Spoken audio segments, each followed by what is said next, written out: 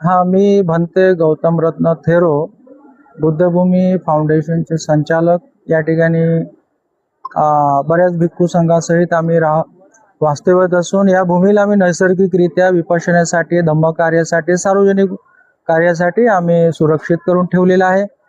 आणि एक एक 1980-81 पासून विविध शासकीय दरबारी बुद्धभूमी फाउंडेशनची वहिवाट, वापर, ताबा इत्यादी विविध वास्तूंबद्दल नोंद सुद्धा झालेली आहेत.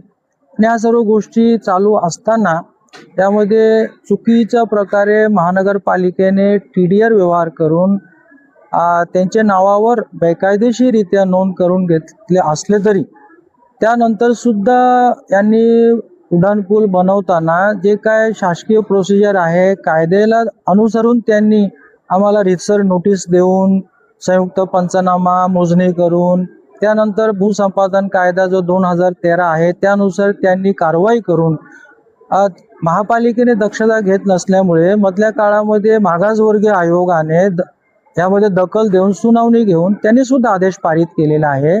परंतु महानगरपालिकेने त्या भूसंपादनाबद्दल पूर्णपणे मोबदल्याबद्दल दुर्लक्ष केलं. यामधून आम्ही त्यांना असंही बोललो, आम्हाला पैसे देऊ नका, या मोबदल्यात या ठिकाणी सुसज्ज विपश्यना केंद्र, शाळा इमारत आणि हॉस्पिटल आणि जागतिक बुद्धरूप या ठिकाणी, जेणेकरून जगभरातले लोक कल्याण शहरात येतील, आताही येतात, पुढेही येतील मोठ्या मोठ्या प्रमाणात.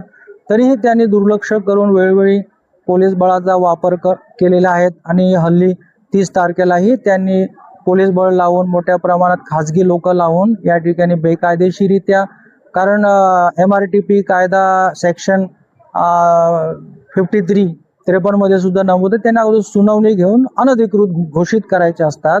असे कोणतेही कायदेशीर प्रक्रिया त्यांनी केलं नाही आणि फक्त दडपशाही, हुकुमशाहीच्या पद्धतीने, दंडेलशाहीच्या पद्धतीने त्यांनी कारवाई केल्याने या ठिकाणी आमचे रेकॉर्डवर आलेले बौद्ध स्तूप, भीमा कोरेगाव प्रतिकृती चिन्ह त्यांनी काढून टाकलेलं आहे, एक स्ट्रक्चर. त्याचप्रमाणे 42 झाडं त्यांनी पूर्ण तोडून टाकलेलं आहे बुलडोजर लावून. आणि तथागतांचे बुद्धरूप त्या ठिकाणी त्यांनी बेकायदेशीररित्या हटवलेले आहे. त्यामुळे लोकांमध्ये खूप मोठ्या प्रमाणात एक संताप पसरलेला आहे. आम्हाला यामधून न्याय मिळावा.